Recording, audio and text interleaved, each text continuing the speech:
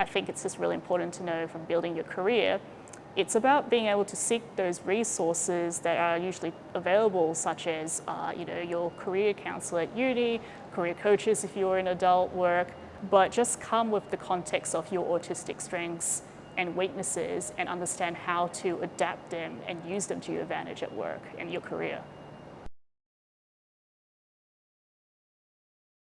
Building out a career is something you can look at straight away. You may have an idea exactly what you want to do with your life and you can head down that pathway.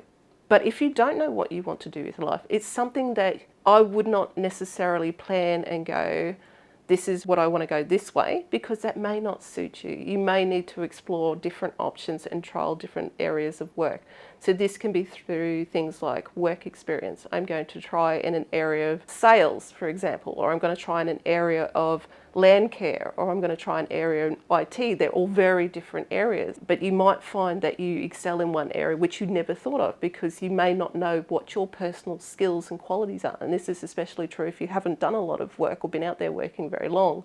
You may not know what actually sits and resonates with you. Start with self-awareness, so writing down what you're good at, whether you're a process-driven person, you like to have repetitive tasks, or whether you really like creative tasks as well. I think it's very important to know that actually autistic people can work in any type of career. I think it's a bit of a stereotype to assume that we are only suited to certain careers. Autistic people can be found in all sorts of careers whatsoever. Understanding what your skills and strengths are, understanding what you're passionate about. But the other thing to be mindful of as well is an area that might be of interest to you. Yes, it can be a great way to go for a career pathway. I might head down that way. But you also got to think about, if I do that as a job, after 20 years, am I still going to love doing that? Or is that going to be something that changes how you feel about that? And you lose that passion, you lose that interest.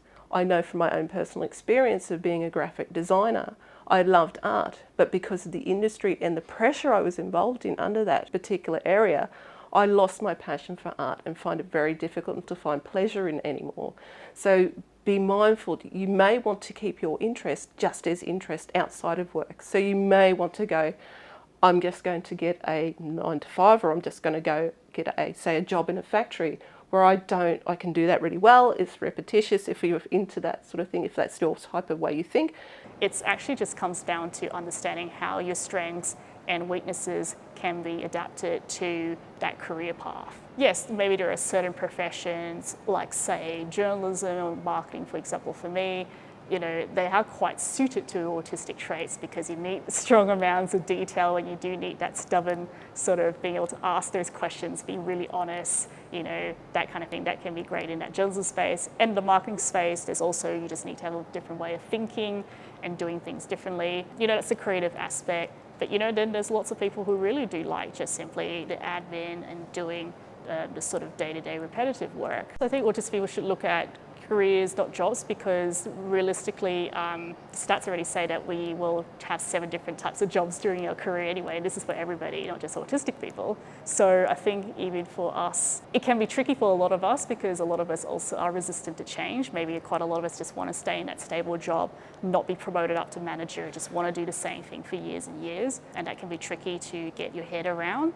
If you can find that workplace that is stable and hopefully will stay there, then you can go for that, but just be aware that the world is always changing all the time, whether you like it or not. And you have to always be thinking about how you can advance your career or move to different places if it doesn't work out. Here's the thing, you can also use one autistic strength to advantages. If you like planning a lot and you really like everything routine and slow, just think of it as a plan. Just planning for possible scenarios so that, great if you can stay in your one job forever, but if anything happens, the more prepared you are, the better, let's be honest, right? But you can't prepare for everything. Planning is always helpful.